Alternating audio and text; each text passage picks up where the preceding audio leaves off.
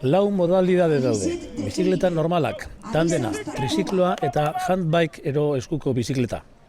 Txirrindulari bakoitzak bere historia du, gogorra kasu gehienetan. Elbarriak, hankak eta besoak faltan, buruko paralisiak, paralisi fisikoak, itxuak. Batzuk jaiotzez daude horrela, besteek berriz istripuren bat izan dute, askok motorreko istripua. Hilari Olano Donostiarra eskuko bizikletan ari da. Nik moto istripu bat izan nuen, batala 10 urte, eta geroz hasi nintzen pixkoa deporte egiteko, eta gustatu itzaian bizikleta modalia dago handbike, eta guaindala 7-8 urte hasi nintzen. Baina denen helburuak kirola egitea da, alduten heinean bizimodu normala izateko. Joseba Lekitziarra da, tumorea izan du buruan, baina aurrera egin du eta lan egiteaz gain ikasten ari da eta bizikleta gainean gustura sentitzen da.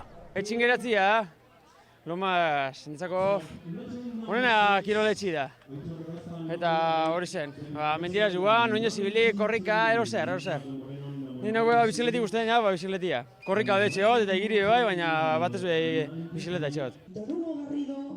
130 bat kirolarik parte hartuko dute bira honetan, 21 herritatik etorritakoak.